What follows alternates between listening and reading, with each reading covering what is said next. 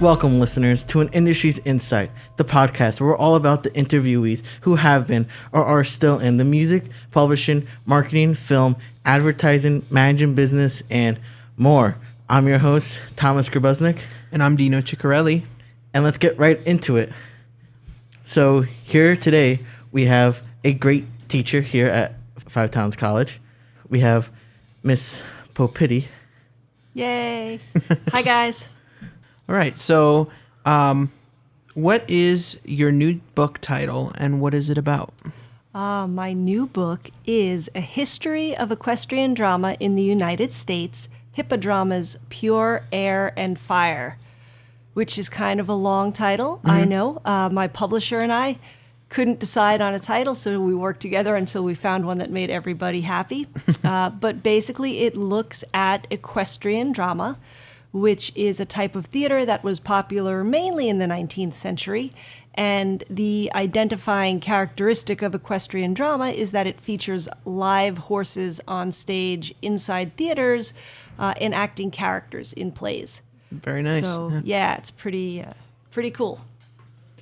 Now, in the book, do you talk about specific plays or do you just talk about the overview of that type of genre? I do a little bit of both. It starts out looking at the influences on equestrian drama, which began mainly in England going back into the 16th century.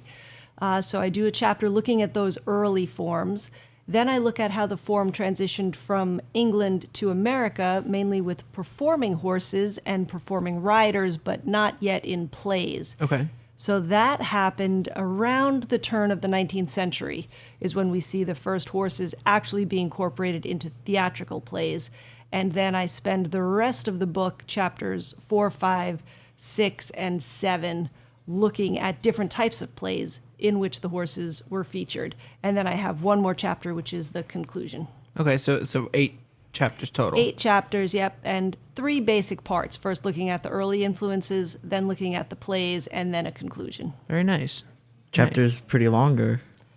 Yeah, the last chapter is the shortest one. Okay. But the book is, I think right now we're in the copy editing process. I actually just finished my copy edit, and I think it's around 240 pages.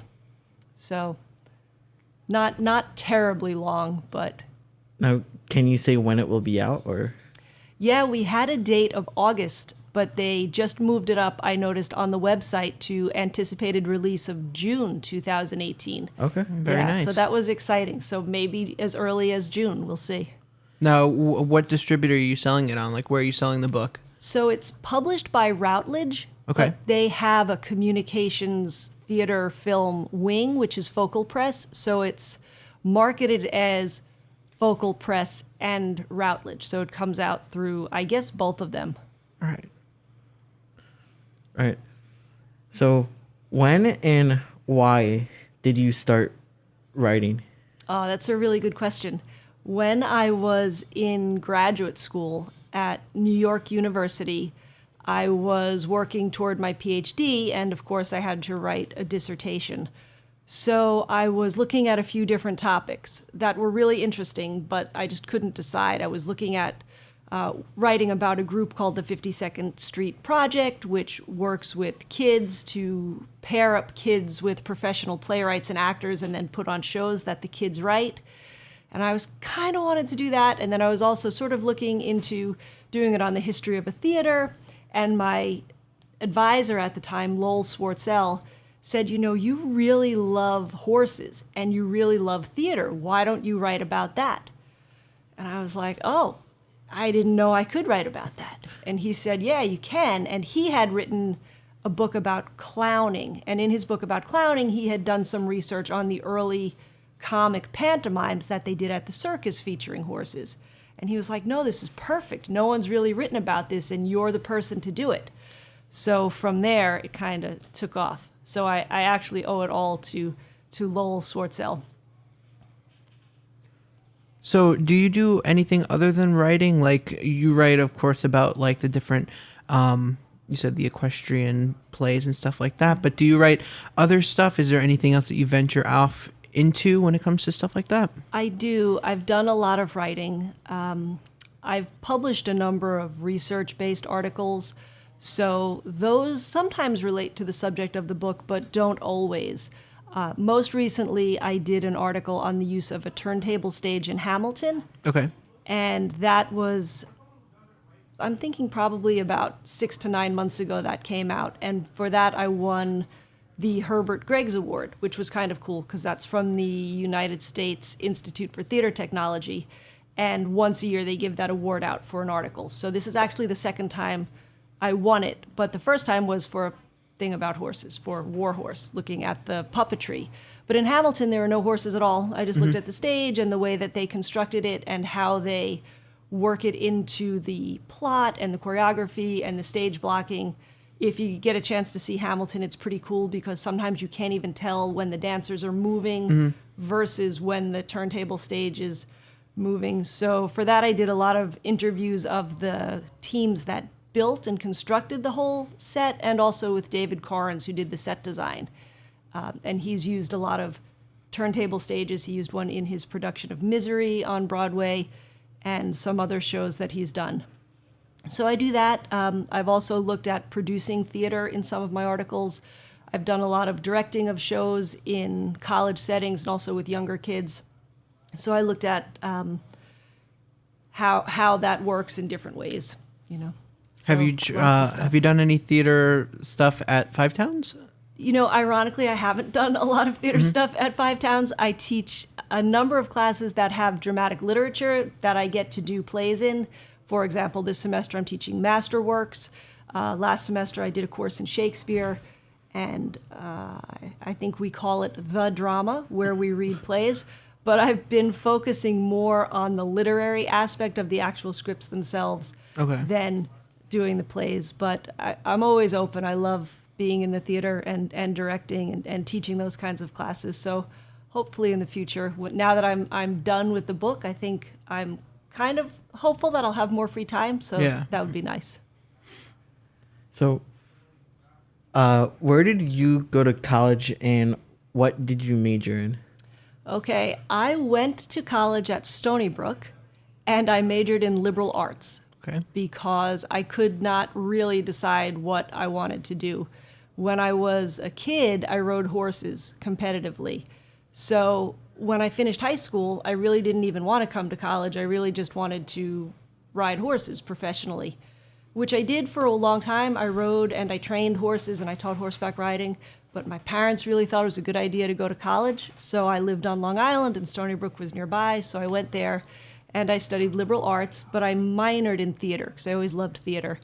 And then when I graduated, I applied to a number of different graduate programs, including a couple for sociology.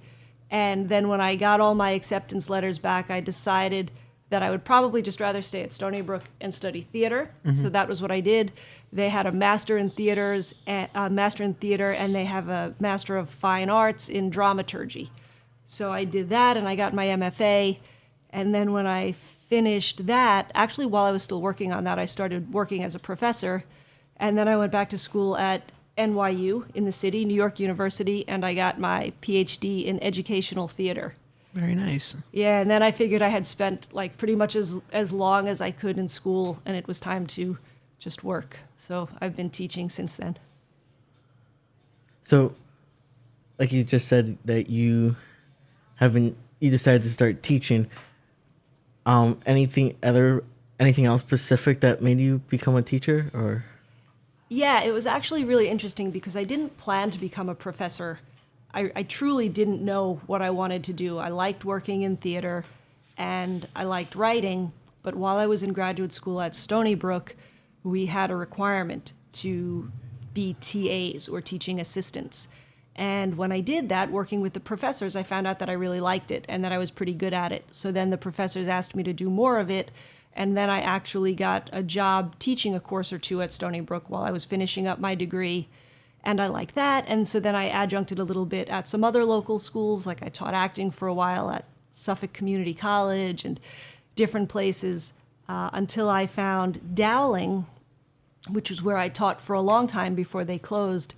And I just really found that no matter what field I was in, I was always teaching. I had been teaching horseback riding lessons, or I used to teach tennis, I used to teach martial arts, I taught theater, and I found that in all the different jobs I had, that was kind of the common thread, was that I really liked trying to help people learn more about stuff.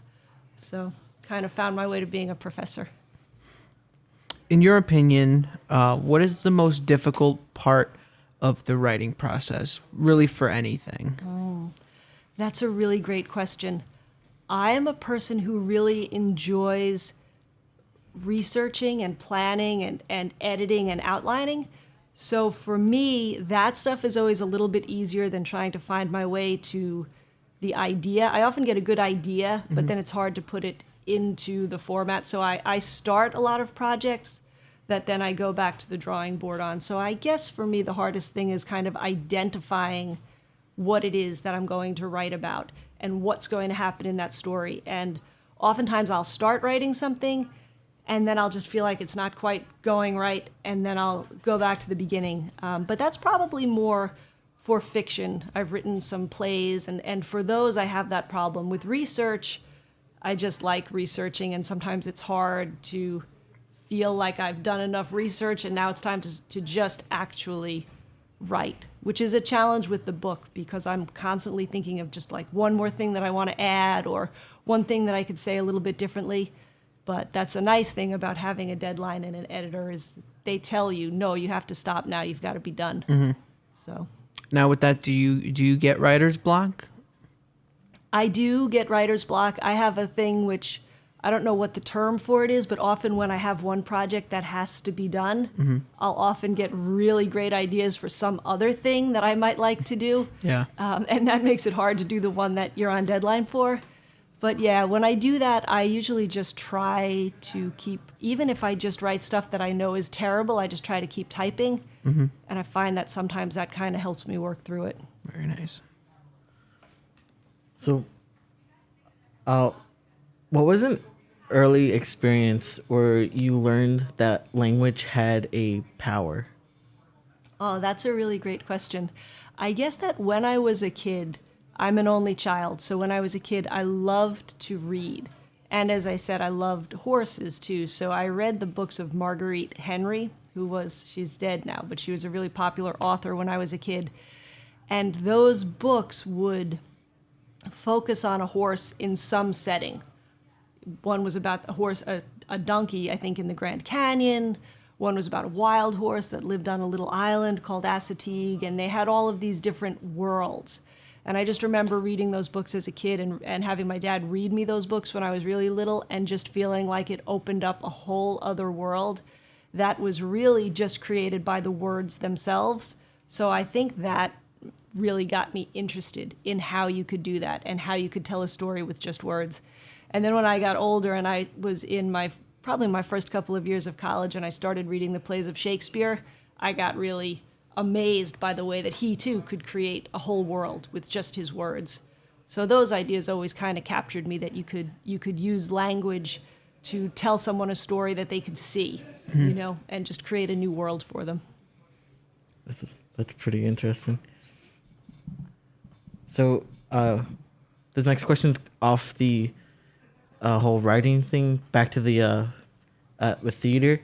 What theater productions have you directed? I've done a lot of, I can tell you, one of the more unusual shows I did The Secret Life of Walter Mitty, which is actually a musical, which I directed a couple of years ago. I've also done a lot of the standard musicals, Little Shop of Horrors, Cabaret.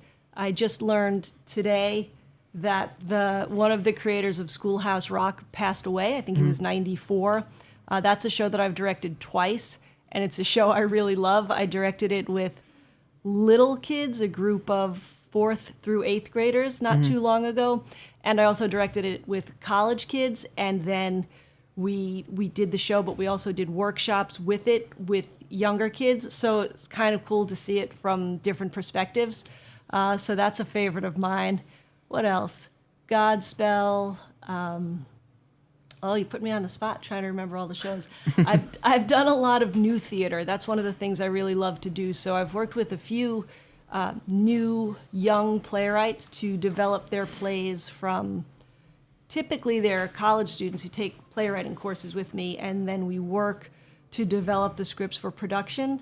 So even though I love doing musicals, and I like doing dramas as well, I mean, I've done a bunch of those, but I think that the idea of taking someone's play and really bringing it to life on stage for the first time is a really cool experience. So that's probably one of the I think the more unusual things that I've done, that I really treasure those experiences, and I'd like to do more of that. We did, I guess, maybe 2016, I directed a show like that, and the playwright would come to the rehearsals and work with the actors, and it was a multi-year process, so that's pretty fun as well. Did you ever, or would you ever, consider writing under a pseudonym? Oh yeah, I guess if I was going to write like something crazy or embarrassing, I might. That would really be the main reason, I guess. But I haven't done so yet. But if I had done it because it was really embarrassing, I probably wouldn't want to talk about it anyway.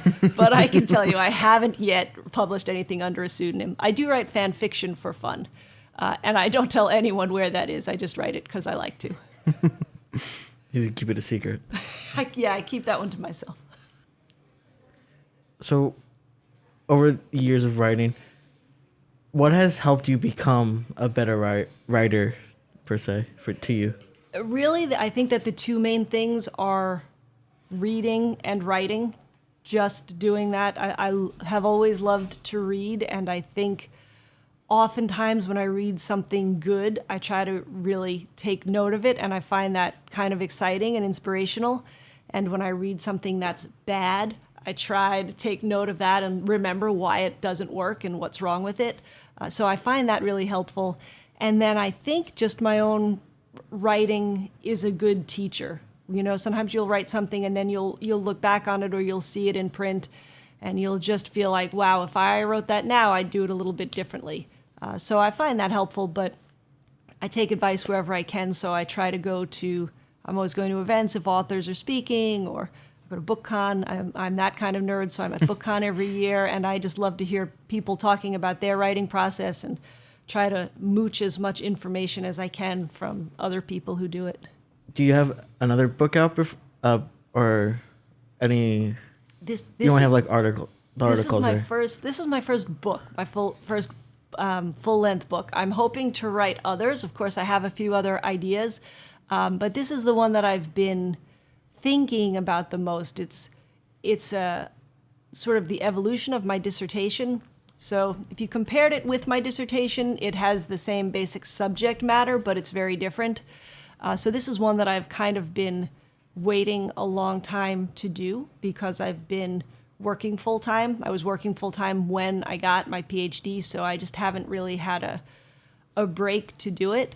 And Dowling closing, I had worked at Dowling for many years, and I was the chair over there, so that school closing kind of gave me the impetus to write this. But no, before this I had written a few plays, and I had also, done a bunch of articles. I've done articles for kind of popular periodicals, more readable, and then I've also done more scholarly writing. So that was my main focus for a long time. Okay.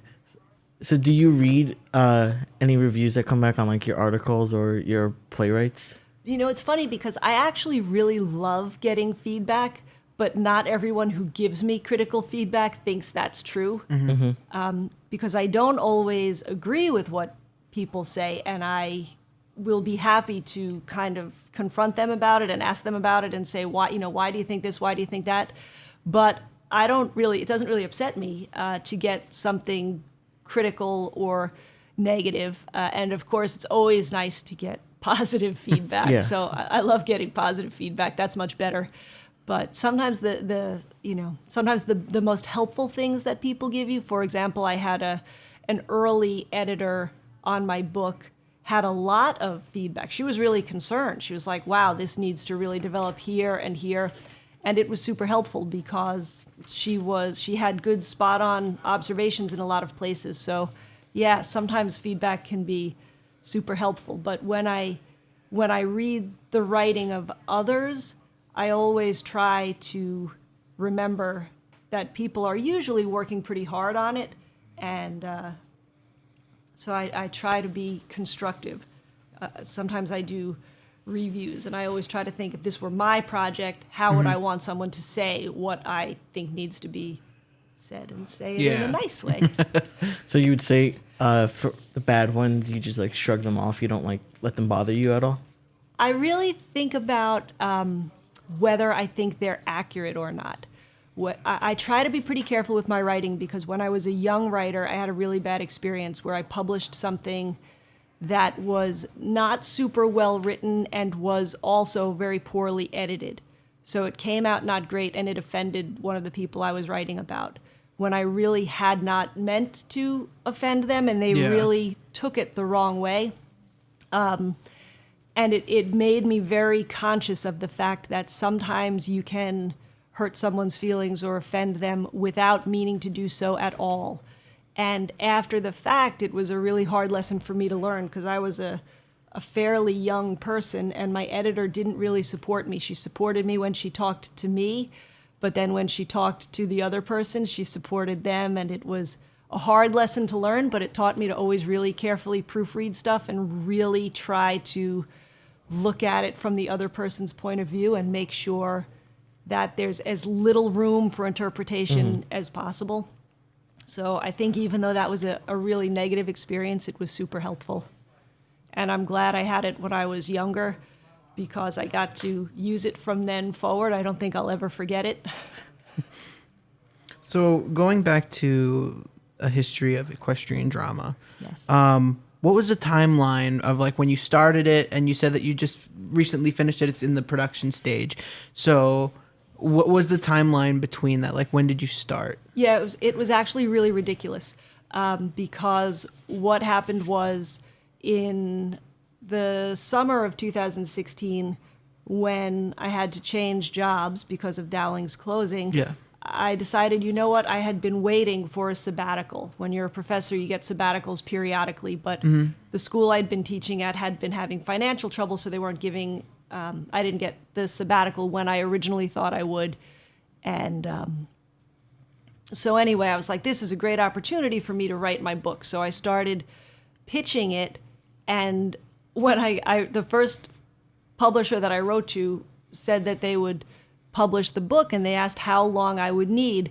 And so I just set a ridiculously short timeline. So it was really completed in less than a year. Okay. Which was good in a way, because I had thought at the time, I'm just going to procrastinate anyway, so I might as well make it a short timeline and really just focus on it and get it done. But I have so many other responsibilities with teaching that it really wasn't a great plan, and it was kind of stressful. But now that it's pretty much finished, I'm happy with it. But yeah, next time I'll ask for a longer, I'll give a longer time frame. And then with this book, you said you like to do the research in order to make sure everything is accurate as to the time frame, the time period. What type of research do you do, and like where do you do your research? It's actually really fun. I get to, because a lot of what I was doing, a lot of what's written about in the book, most of it takes place during the 19th century. Some takes place earlier, and I also look at more modern or contemporary forms in the last chapter, but most of it is 19th century. So I was looking at a lot of newspapers. Okay. My book is focused on the United States, but the form evolved first in England. So research is actually really very much easier now than it was when I was in graduate school, because a lot of the stuff is online. Yes. So I could go to different schools, different colleges and universities. Most of the stuff I did at Stony Brook University, because they have a really good library with a lot of old microfilms. They have newspapers and journals and reviews, all either there or in off-site storage. So I did that. Also, though, I had to go to the city. The New York Public Library has a really great collection as well. They also have a performing arts library, which is dedicated to all the performing arts, but they have a lot of theater stuff there. So I spent a good deal of time working there, and within that, they also have what's called the Billy Rose Theater Collection. Okay. So I did that, and then using, the technology, I was able to get in contact with different organizations like the Harvard. The Harvard Theater Collection is a great collection of mainly English stuff, but also some American stuff. And I went to the Buffalo Bills Center for the West and the Circus World Museum. There's all kinds of resources now. As I say that in the past, you would have to call someone on the phone and talk with them and see if they could look it up for you and maybe pull it and then mail you a copy. But now a lot of times they can just scan it to you, which is really huge. Sometimes you have to pay to get them to do it, but it makes it possible to get stuff that otherwise you wouldn't be able to travel to all the different locations. Yeah. A little easier. What's that? Makes it a little easier. Makes it so much easier. Like for a number of the resources, for a lot of the images that I wanted, they were owned by the British Museum. Okay. So rather than having to literally travel to England and go to the British Museum, I could look it up in their online archives, and then you could write to them using the numbers and they'll pull it up. I also used a lot of great resources like Wikimedia Commons, archive.org, the Gutenberg Project. A lot of great books now have been digitalized, and a lot of great photographs and images too. So that really makes life easier as well, because you can find them online and you can see who owns the rights and who you need to contact about them. So I do a lot of that. It's really cool. Really intense research. Yeah, it's the kind of thing I like. So, on average, how long does it take for you to write a article? Oh, that's a good question. It depends a lot on the type of article it is. Sometimes I'll go to a performance and then I'll be writing a review or a reaction to or of that performance. And that's not so bad. I can often do that in maybe a week, because I'll just go, I'll make my notes, I'll work on it while I'm, not if I'm driving, obviously, but like while we're driving or I'm on the train or whatever. And I can get that done. And usually, I never do anything in one draft and send it in. I always review it a few times and edit it. But that I could do in a week. Some other things take months and months. Like the Hamilton article was I researched it and I wrote it and I sent it in, and then I edited it, and then I did more interviews, and then I did another round of interviews and I interviewed someone different. So that one took a long time.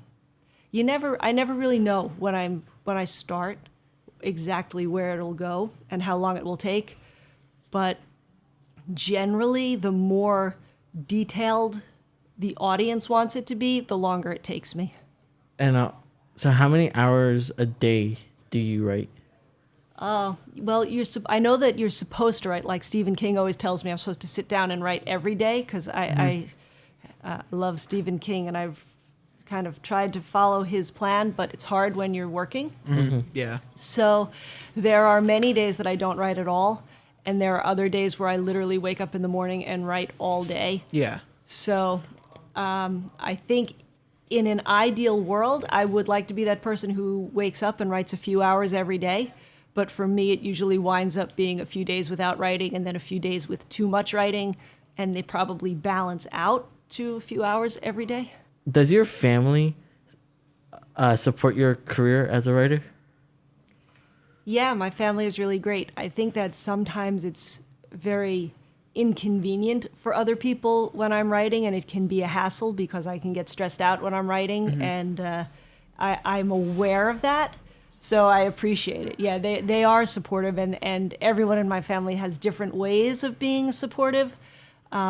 But yeah, it's a little, I think that probably the hardest thing about it is that I am a person who sits at home and writes. So it's, if you're out of the house working, you're just out of the house working. But when you're sitting there and you're saying, wait, I can't right now, or give me a minute, or I need, half hour, I think that that's frustrating. But yeah, everybody's really cool about it. So I'm lucky.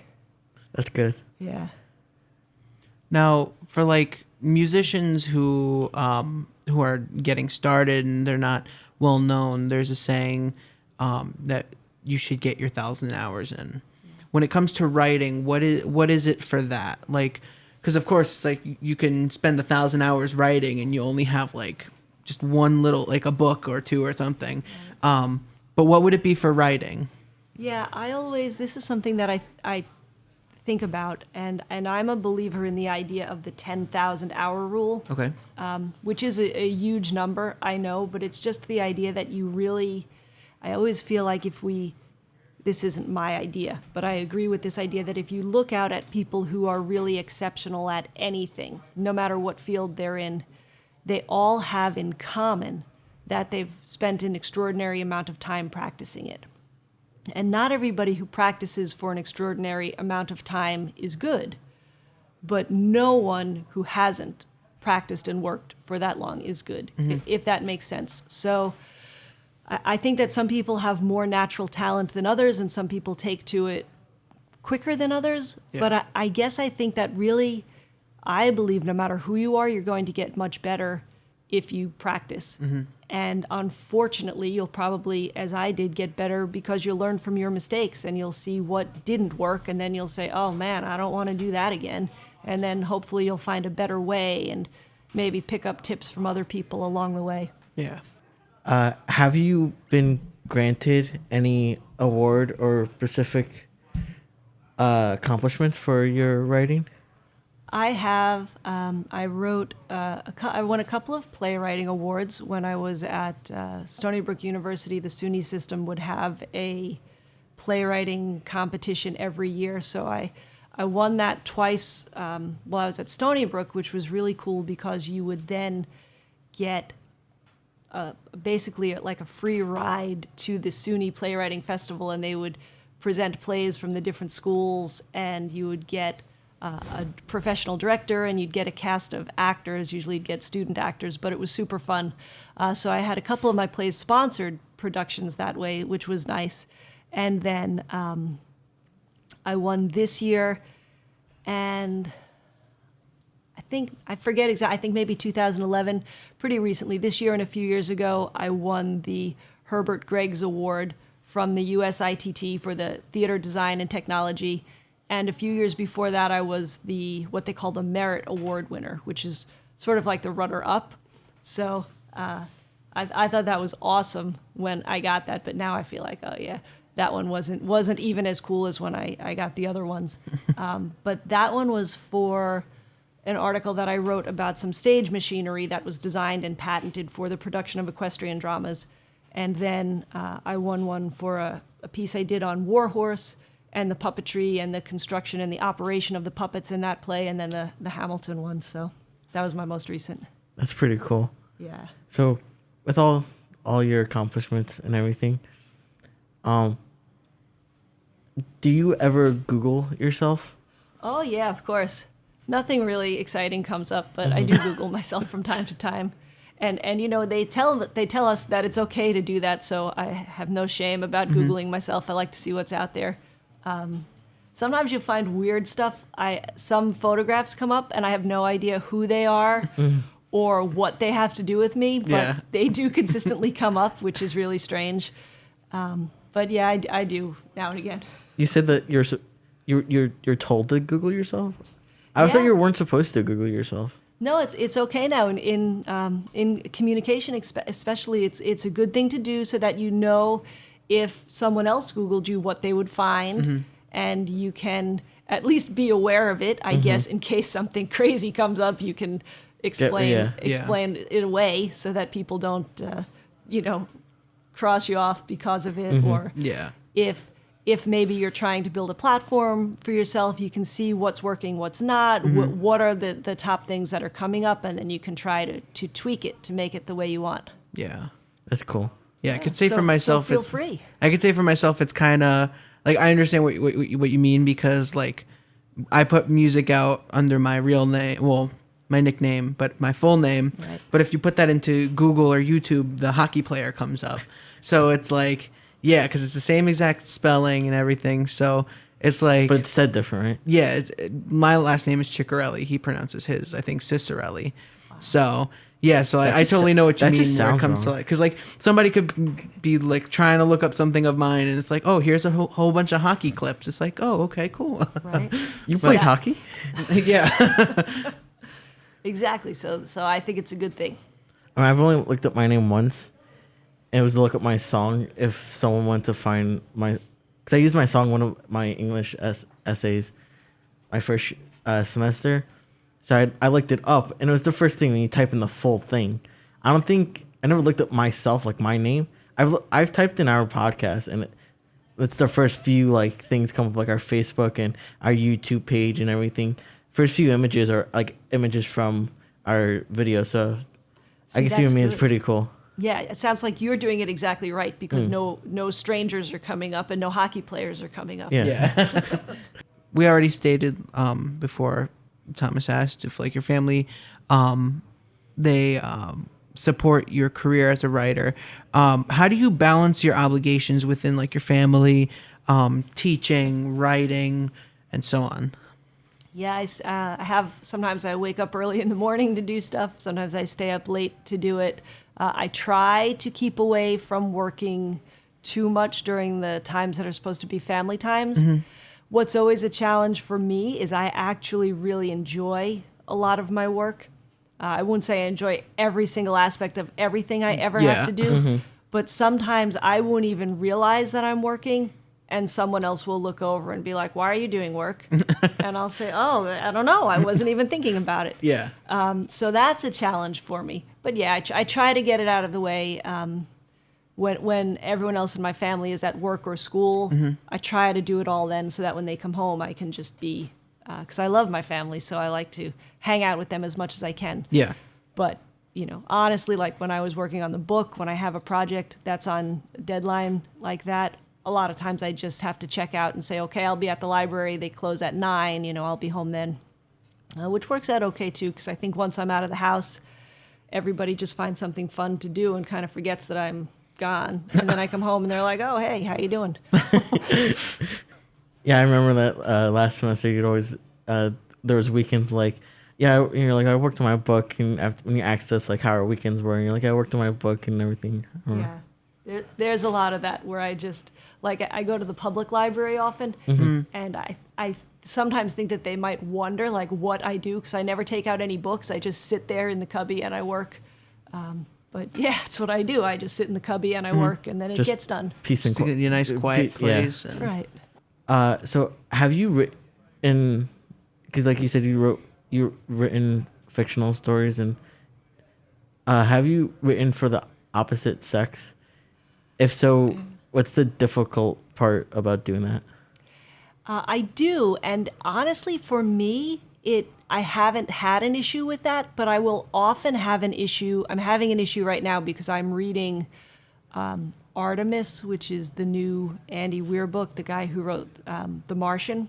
Mm-hmm. And I loved The Martian, but I'm not loving Artemis that much, and I think part of it is because it really, he's the main, not to give a spoiler, but the protagonist is a female, and she really doesn't jive. She kind of sounds like a dude to me, and I'm not sure exactly why, but sometimes I think I'm more likely to have that problem reading other people's work than with mine.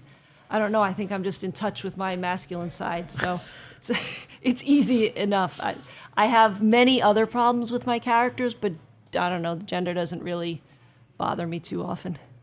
I know in the beginning of this we spoke about when you told us with writing that it's not really writer's block, but you have it where you said that when you have something due, something else comes in your head to do something else. Would you say that's your writing kryptonite, or would you say there's another like kryptonite that you have? Yeah, I probably have a few types of kryptonite. One is just straight procrastination. One is other stuff that just other obligations that have to be done, like doing the dishes and the laundry and stuff that you feel like, well, there's a lot of dishes in the sink. I have to do that now. Mm-hmm. But yeah, I do find that some of my best ideas come to me when I'm supposed to be working on something else. I think that's just, I don't know if it's just me, but I think that's kind of the way the brain works, is when you try to force it to do something, my brain at least sometimes wants to go in a different direction. So I have a number of notebooks where I just write things down, and then I figure I'll try to come back to them later. Usually when I force my mind to do something, I'll just go to sleep. Yeah, if I don't want to hard. do it, I'm gonna go to sleep. Yeah, I mean, for me, the hardest part is I always feel a little selfish when I'm writing. I kind of feel as if I should be doing stuff for someone else. But that's just probably my own personality is it's hard to sort of selfishly take that time and say, yeah, I'm just going to write now. And then there's the guilt when you have that time that you're supposed to be writing, and like we said, you're thinking about some other thing that's not helpful at all. Right now, you teach, you're writing articles, you're finishing up your book. Where do you see yourself in the next 5 to 10 years? Such a good question. Well, I would love to be continuing to teach. I really do love teaching. Right now, my schedule is really jam-packed, where I'm sort of teaching 5 days a week, and I'm doing a lot of traveling, and I'm busy. I'd kind of like to dial that back a little bit so that I have some more time to work on the writing. I think that both can coexist, because one of the things I love about teaching is that you're always meeting interesting people. I always say, like, a college campus is just the greatest place, because everyone's there because they're excited about something, and they're all studying something, and they want to learn, and they want to get better. And usually people are young, and they're excited about life and all the possibilities. So I feel like being a professor is just a great career for an artistic or creative person. But it's nice if you can find time to do both in the day. So that's kind of the dream. So I just thought you saying that how meeting interest in people from teaching and everything. Yeah. Have you gotten any ideas that you have wanted to write off of, but from meeting someone or anything? Oh, it happens all the time. I have a little, like I said, I have more than one notebook that I carry around, but I try to always have a notebook or at least my phone. And there's a writer named Nora Ephron, and she always said everything is copy. And that's kind of the attitude that I use if I hear someone say something interesting or I observe an interesting situation. I try to make a note of it, because who knows, maybe it'll fit into a story or a script or something later on. So yeah, I'm like Roz. I'm always watching.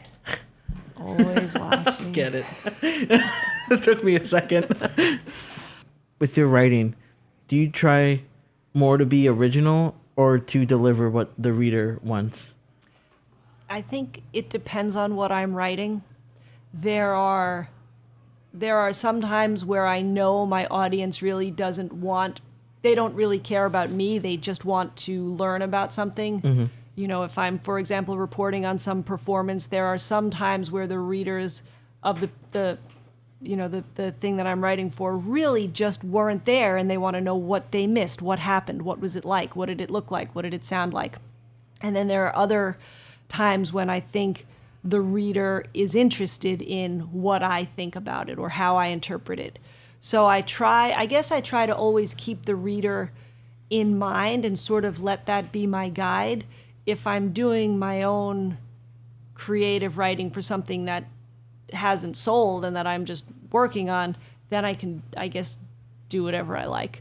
But if I'm writing for a market or for a person, I do try to think about what it is that they would be coming in for with the thing that I'm writing. But with that in mind, I also try to write stuff that I'm interested in. So it's not a feeling of having to do it a particular way. It's just like, yeah, this is what this is for, and then aiming it in that direction. Like you just mentioned that about writing something you're more interested into. Like I would say, like, when writing something that you like about, it's gonna be easier to write about. Do you agree with that? Yeah, definitely. For me, I think with whatever I do, I'm not really a huge fan of doing things that I don't see value in. So I don't mind doing things that are difficult and sometimes even unpleasant, as long as I have a good reason for doing them or writing them. But yeah, if I don't like what I'm writing or what I'm writing about, probably not going to really do a great job with it at all.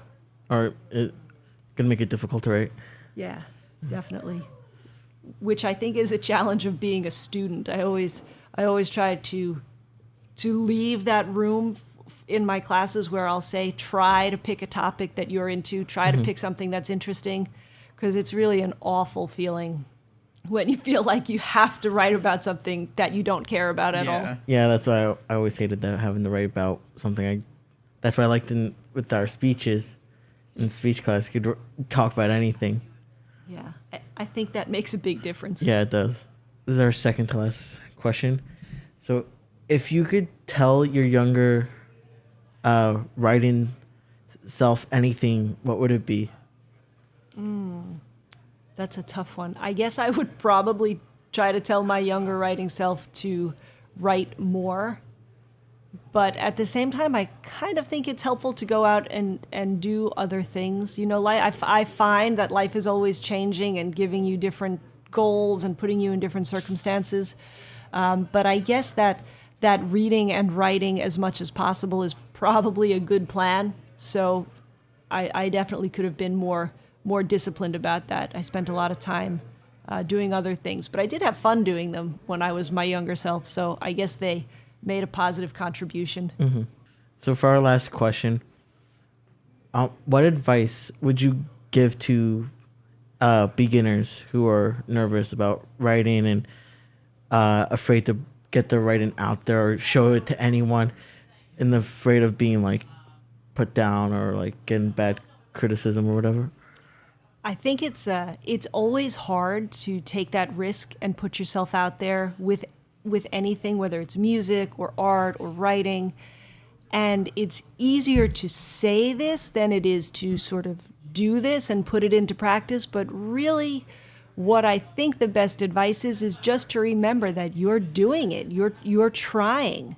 And in taking that step of doing it and trying and putting it out there, you're really miles ahead of everyone who's sitting back on their butt and criticizing you for it, you know? And people are always going to do that. But if you don't put yourself out there, then you're sort of selling yourself short. So even though it's hard, I think just keep pushing. And if people aren't supportive, that's okay. Probably not, no matter who you are, no matter how great you are, there's no writer or artist who was universally loved. You know, I mean, even people we think of as great, like even if we think of Shakespeare, well, there are plenty of people who didn't like his stuff. And that's okay. Not every single person has to be in your audience. And if they don't like it, that's okay. You know, it doesn't mean that we should stop doing it. And like I say, if we never even start, because of course it's going to be really challenging to put it out there when it's new, you know, when it's your baby and you have to bring it out to the world. But it'll get easier if you just keep putting it out there, and then whatever happens will happen. I was just going off that. Do you have any advice for people who don't know how to get their stuff out there? Like, what would you tell them to do? Or I think one of the best things that has happened for artists and writers is the internet. This idea that now we can all have our own, whatever it is, YouTube channel, or we can put our art out there. We can have a website. We can have some way of sharing it. So I think that's definitely a good start. And I think also you can do a lot of research to see who or what sort of publications are looking for what it is. And the good place to start is just, what do you like to read? And then see, are they accepting anything? And then start sending your work out. And I find that sometimes you'll send stuff out and people won't respond, but almost always people will respond, and they'll either say, yeah, we love it, or much more often they'll say, sorry, no thanks. But they'll usually give you a little feedback. Sometimes they'll say, we're just not accepting submissions, or they'll say, this isn't quite right for us. But that's helpful too, and then you'll sort of know where you are. I find that much more helpful than some people will try to share with sort of everyone in their group. And not everybody is really good at giving feedback. So sometimes I think that can backfire, like asking friends to listen to stuff or reading stuff. Try to really analyze your friends and your potential readers and critics, and try to pick the people who you think will give you good, honest feedback that you value, rather than people who might give you feedback and then you'll be like, I don't care what he thinks anyway. Try to pick the people whose opinions matter to you. And then I think that's a good way to get feedback that will be helpful. Okay. And like I said before, keep pushing it out there. That's my big thing, is just keep creating stop. and Just keep going. Keep doing it. All right. So why don't you tell us the title of your book again? And yeah. The title of my book is A History of Equestrian Drama in the United States, Hippodrama's Pure Air and Fire. All right. And where could you buy this book? You can buy this book on Amazon. You can pre-order it. Or if you Google the title and my name, it will come up at Routledge, and then they will give you a discount. Oh, cool. They give you like a 20% off, and it's really expensive. I didn't set the price; they set the price. So definitely, you want to get the discount if you can. So if you Google it and go to the publisher website, it should come up. Very nice. And we'll put, if all listeners are listening to this on YouTube, we'll put all the links and everything down in the description for them to click on to get to those, and also That'd be link great. to some of your articles that you sent me. And we'll link all that into the description. Awesome. All I right. would love that. And you said it comes out in June, right? Yeah, no one said anything to me, but I saw the date changed and all the PR stuff, so I'm All right. hoping for June. All right. Yeah. So that's all the time we got, listeners. So I thank again Miss Poppiti for being on the show. So I thank you again for being on here. Thank you, guys. Like I said before, we'll link all the book and any articles that you sent us in the description if these listeners are listening to on YouTube. So that's the end of the 9th episode of an Industries Insight podcast. Make sure to go follow us on Facebook and Instagram to get the updates. Also, don't forget to subscribe and like our YouTube page to listen to the podcast if you missed it. So until next time, I'm your host, Thomas Grabuznik, And I'm Dino Ciccarelli. and we'll talk to you guys later. Signing off.